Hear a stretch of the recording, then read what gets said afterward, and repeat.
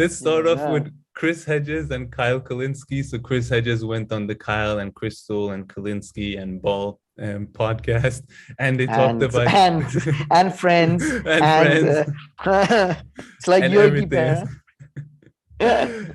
And that podcast, I guess, it had its 1 year anniversary. So congrats on Did it? that.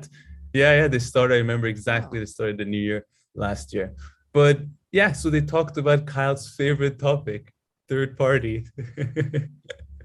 So do you want to give a overview of a little Yeah, bit? no, Everyone's it seen it, was I'm sure. The great. Vanguard did a segment. It's been chopped up. Kyle Yeah, himself put the part on his channel and everything, of course. And yeah. it was great because he did like it was.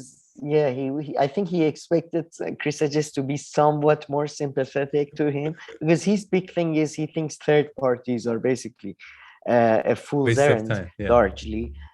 Yeah, and then the way to do it is the Bernie Sanders tried. The way you take over the party from within, type thing. But Chris Hedges, in his very self-serious and manner, and no, that's hopeless. The other way is hopeless too, but it's less hopeless.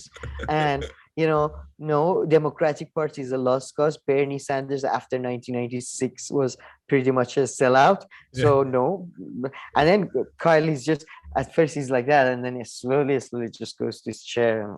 Okay, all right, Krystal, take over. All His right, chair. I mean, you kind of a similar chair, but I okay. feel like sitting on like a couch for dinosaurs or like a chair for dinosaurs, the chair that Hey, Kyle has. hey, It comes like you can. up until here. Hey, you can work on a lazy chair. You can do But his is like almost a that. sofa. Yeah, it is very tall. But yeah, so I mean, to be honest, I think yeah, Chris Hedges is right. They are both hopeless, probably. But I would say third party is a much better way of doing, And I think, especially as a way of leveraging Democratic Party to adopt something of yours.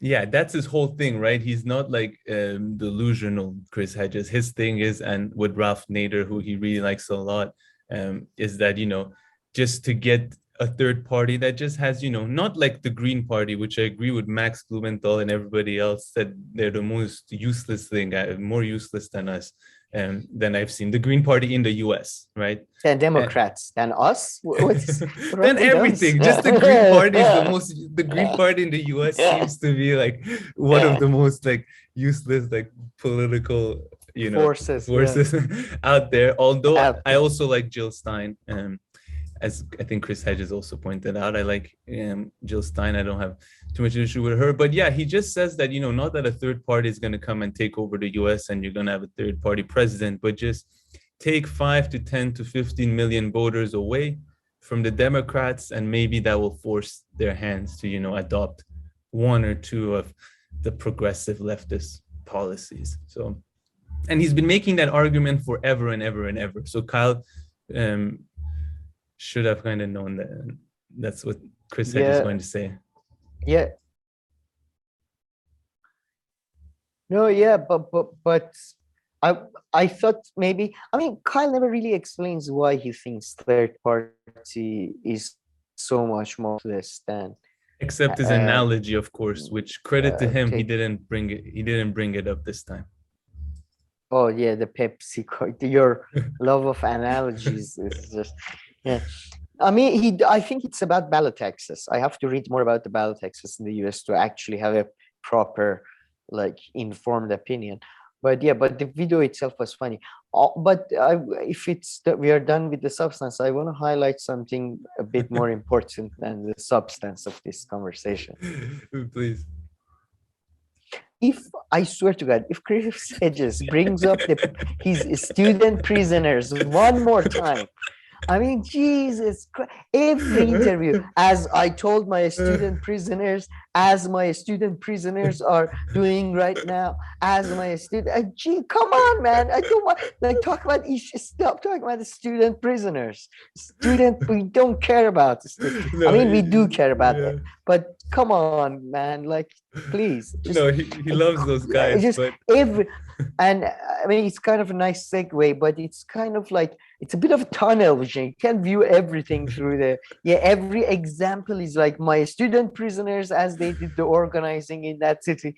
Oh, come on. Yeah. But yeah, that Oh, was just I can funny. It's just introduce every some. interview I Yeah. see. Sorry. Yeah, every interview I see with Chris Hedges is about his student prisoners.